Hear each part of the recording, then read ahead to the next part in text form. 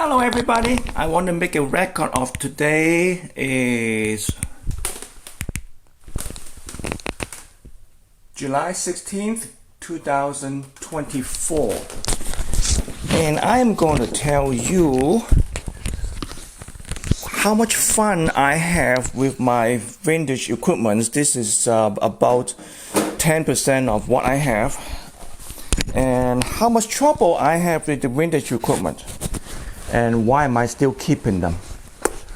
Because let's start with vintage. The definition of vintage. Definition of vintage to me is anything as old as 25 to 30 years old. Somebody might disagree with me, and some say that there has to be got all the way back to like 50s and 60s to be vintage. But I grew up in the late 70s and 80s, and I consider this anything between 70s and 90s to me is vintage. So that's is 25 to 30 years old, and if the times keep going along, I'm 25 to 30 years old. To me, is still vintage. So in the 2024, 1994 is vintage to me. It's 30 years old. Anyway, so the vintage equipment, and to me, vintage equipment are mostly mechanical switches. These are mechanical switches, and this is the first generation of the 2-channel integrated amp with first generation video processing, which is just a switch between input and outputs, nothing, no decoding or anything of that sort. And I believe, that's my opinion and observation, there's a lot of people like vintage equipment still because of the way they can communicate music. That's the nutshell of it. It's better than the new stuff, the new surround sound. There's so much decoding in there that they put so much effort into trying to decode different source. And if you look at one of the new surround sound receiver, you get like 16 or 20 of those little label on the front, and every one of them costs money. You don't see any of this label in this sort of vintage equipment.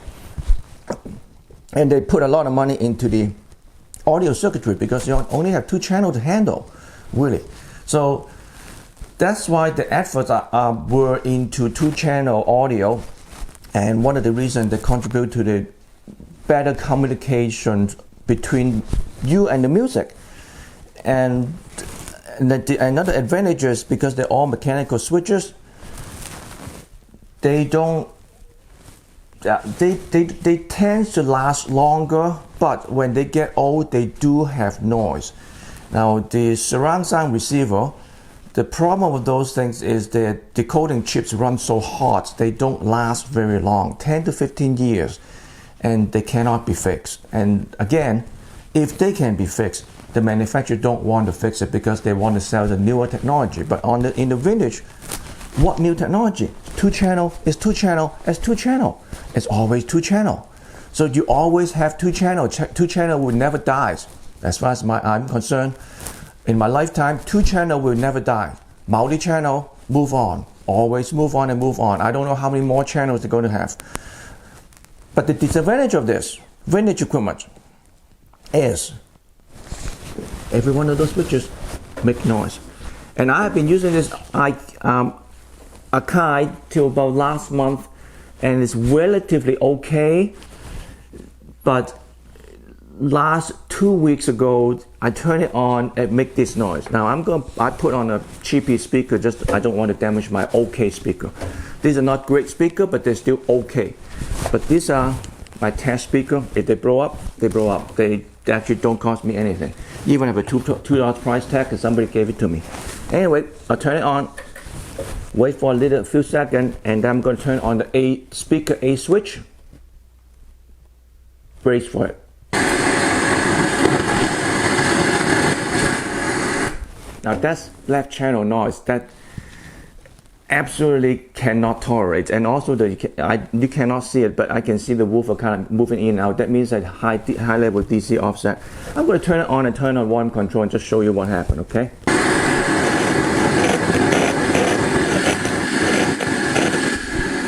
And you can hear this channel is cracking too. Now I'm going to turn it off now because I don't want any magic smoke come out from that amp while I'm in front of the camera. This video might go viral if I do that. So I turn it off now. The problem of vintage is this is a extreme case. But if you buy anything old, you expect that when you turn switches, you make cracking noise. And every one of these behind me make cracking noise. This is the only one that doesn't make cracking noise on most switches. But if I select the tuner or the take two, it make cracking noise. Can it be fixed? Yes.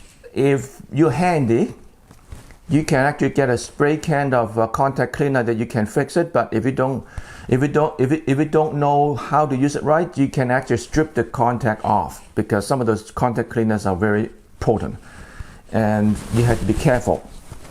Now, can they be replaced? Yes, they can be replaced. The problem is, for a small integrated amp, you can count how many switches they have. It's like almost 20 switches. All 20 switches make noise. Are we going to replace all 20? By the time you replace all 20, you might as well buy a new amp. It's probably going to cost more than a new amp. So for the first timer, when you get into these audio hobbies, you have to start thinking about, okay, if you inherit or somebody gave you a set of vintage equipment, by all means, take it. Works or not, take it. Because most likely it can be fixed. But it's free. Take it first. But if you are buying it, if you're trying to buy audio equipment to listen to music, and I'm assuming you probably want to have music 99.8% of the time or more. Every time you turn on, the music will come off, and you do not have to worry about it, and you do something else, or you sit down and enjoy the music for a couple hours, maybe 2-3 hours. Vintage equipment won't give you that. Most likely it won't, because you can have it serviced. I have this service about 2 years ago. I used it for about 6 months and start cracking again. This is a Sensory G7500. Am I going to get it fixed again? No, because I mix equipment myself. I have more gear to set up 10 systems in this house. Then why would I bother to fix any vintage? I don't have time to fix it myself. I don't want to pay anybody to fix it, but I will tell you why I'm still keeping it later. So back to this, when you're trying to get into this hobby, if you're going to want a vintage equipment sound, which I totally understand, because they do have that cozy, warm sound that is very comfortable, that new gear doesn't have for the same price range. I'm not talking about high-end gear. High-end is another class. I'm talking about the same price, $1,000 or $1,500 a surround sound receiver. It's very difficult to buy a 2-channel amp anymore. I do know that some companies are starting to have new model of the retro old model, but they still have some kind of electronic control, remote control, and so on. Those I don't have much experience, but if you go to a big box store or your local store, especially if you're in a small town, you can only buy surround sound receiver. My recommendation is, if you want the 2-channel audio and don't care about movie, if you care about movie, surround sound receiver is the way to go. But if you don't care about movie, you just want 2-channel music in your house, do not ever even think about buying a surround sound receiver. I repeat, do not ever even think about buying a surround sound receiver. You heard it right. If you want 2-channel audio, do not ever think about buying a surround sound receiver, because you are going to waste your money. They will never sound as good as a 2-channel amp, vintage or not, assuming vintage working, okay, in a working condition. Surround sound receiver at $1,500 or even $2,000 will never sound as good as a 2-channel amp in 2-channel mode. I can almost say never. Show me one that doesn't, okay? But I would strongly recommend not to touch surround sound receiver if you want 2-channel audio. But at the same time, you're going to buy new or you're going to buy vintage. If you're going to buy vintage, prepare to buy 2 or 3 sets of each things. Now in the source, you get Bluetooth, you get streamer, that's easy. You just buy a new source. But in the amps, prepare to buy 2 or 3, because it's like 1 or 2 of them are always in the shop. So you got to prepare for that. So you buy each one cost less, cheaper, but you're going to have one in the shop all the time. In the long run, it might cost more than you buying a good $1,000 or $1,500 amp, or some of the reasonable amp can start somewhere between $5.99 or $6.99, but try to stay away from any kind of processing. Any kind of processing. Now even 2-channel have a lot of logic control, but some company have better logic control than the other. Now I can also tell you that I'm in Canada. I've experienced that some companies do not have any representation of the company or repair service in Canada anymore. I do not have an updated list, but I'm not going to name any name in this video. But you have to find out yourself that there are companies, even the Japanese big name, doesn't have any representation in Canada anymore, and then you gotta send the stuff to the USA to get it repaired, and that shipping cost alone costs enough to buy another amp almost. That's another consideration. Now does it sound like I'm making this a very difficult choice? I hope not, but I'm just presenting the pros and cons. And when you buy vintage, you get that cozy sound that really designed for 2-channel, but you buy new. They are designed for 2-channel. They were designed for 2-channel, but they also have to put money into the remote control, logic control, all kind of control. Sometimes they built in DA converter, but that can be useful. Maybe not, because if you buy a streamer, the cheapest streamer already have a DA converter in there. If you're starting out, you don't necessarily need to buy multiple DA converter in the chain anyway. So if you're starting out, buy something that's very basic, not necessarily very cheap. Very basic. Basic can be expensive, but expensive and cheap are all relative. So if you're looking at $1,000, $1,500 or maybe less for an integrated amp, try to find the basic one. Sometimes the lowest model sounds better than the higher model. In case like this, back in the 70s, the mid to mid low, not the lowest, the mid to mid low usually sounds sweeter than the big amp. The big amp is just muscle. Just more transistor in the output stage, more water taps to mix together. That's another topic I would talk about. That's why more transistor is not necessarily better than a single transistor. But that's another topic. But in the vintage time, the mid-low model usually sounds better than the big model, from my point of view. Unless you have a speaker that require lots of power. But then, at that point, should you be considered some kind of a power amp to drive it instead of buying a receiver? So back then there was you have only 95 watt, I have 105. Yeah, yeah, we're still doing that, but we're doing it differently. So back into my vintage hobbies. Why am I collecting this vintage hobby? And this is only 10% of what I have. I also have vintage speakers. That's another topic. Vintage speakers have different issues than the vintage electronics, but it's more mechanical, it's more repairable. Vintage electronics sometimes not repairable because they're obsolete part, but if you're willing to modify it, it can be rebuilt, modified, rebuilt. I can do that. I don't have time, but I can do that if somebody really wants me to. I have done several of them, a few of them for myself. Works really great, but I try to bypass some of the switches to make it simpler. Works really great. Retain some of the sound of the vintage sound because the input stage are most likely okay. It's only the output stage are bad, and all the switches.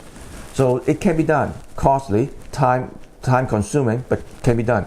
Speaker are more mechanical. Usually just a surround of the woofer, sometimes surround of the mid-range. If you replace them, yeah, 85%, 90% of the time you can use it for another 2-3 years, maybe 5 years if you don't crank it too loud. Okay, back to my reason of keeping this. Even all of this except this one, all of this stack, in this stack, behind me, down there, they all should be in ICU. They're not dead, but they're ICU. Because now, back in the beginning of the video, I make a date record of this video because I'm going to make several statements from now. I'm hoping 10 years or 15 years from now is still true. The reason I'm keeping all this vintage equipment with all mechanical switches with no logic control These have absolutely no logic control. These have some. But anything before 1985 usually have no logic control. They're all fixable. Time consuming, can be costly, but they're all fixable. Even 20 years from now, which this will turn into like 50, 60 years old, is still fixable. Not true to today's surround sound receiver, or even back into the 90s, first or second generation of surround sound receiver. Not true. You cannot fix them. Even if you find the parts. Okay, you find the parts. Do you want to fix them? That's another question. Do you want to fix them? They will never sound as good as a two channel as this.